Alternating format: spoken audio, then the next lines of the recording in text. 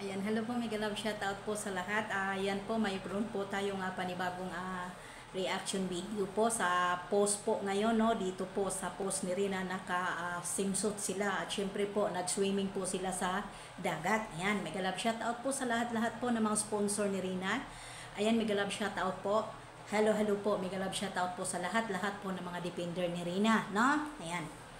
Ngayon po ay basahin po natin dito. Ayaw ko na pong banggitin ang pangalan ay baka magagalit na naman po ang kabilang barangay. Sabi niya, ayan, no, ay bakit naman ganyan ang posing ni Rina? Hindi bagay sa kanya. Yan, may sakit yung bata na pinapaupo ninyo ng ganyan. Ganyan po ba ang utos ng mga wakwak? Okay. At ganyan po ba? Bakit ganyan? Sabi ko, ganon po ba talaga? Ate, ilagay na lang po nating ate, wag na natin banggitin. Ate, ano po bang gusto mo? Ha? Ano po bang gusto? Hindi po ba talaga po bang pang-decente na upo yan? Hindi po ba pang-decente na upo yan? Ano po ba yung gusto mo? Yung nakaupo siya na nakabukaka, na ready to ready post, ready po katulad kay Lupin dati. Kahit kahit basang-basa na, kitang-kita na po yung dodo, kitang-kita na po yung puwet, kitang-kita na po yung panty. Dito po, napaka-inosente po ang dalaga namin. Ate, napaka-inosente po ni Rina dito, hindi po ba? Ano po ang masama dito sa posing na yan? Ano po ang problema dito sa posing ni Rina? At isa pa po, si Rina po, kailangan siyang ma-expose sa iba't ibang lugar.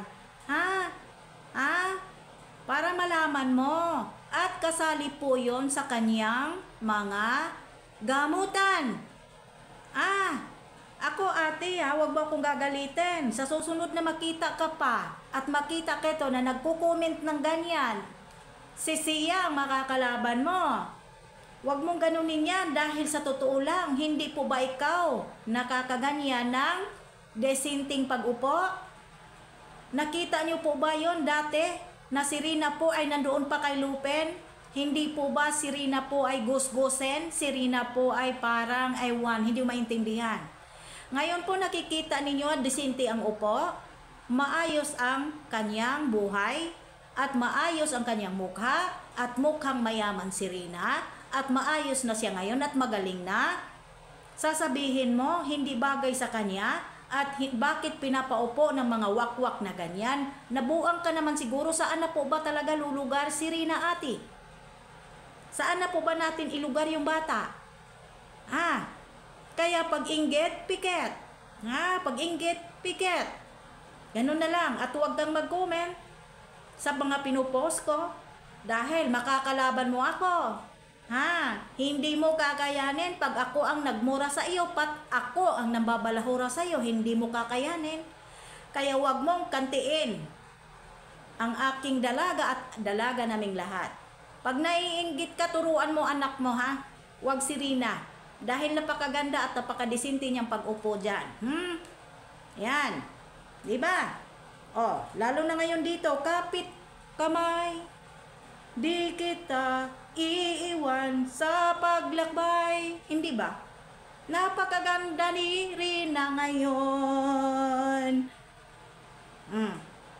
Yan tandaan mo yan. Pag-inggit, piket. Diba? God bless ating lahat. Mega love shoutout bago tayo magtapos na. Ayan, mega love shoutout po sa lahat. Ayan. Please like, share, and subscribe sa ating YouTube channel, Hasa 2060. God bless and I love you more.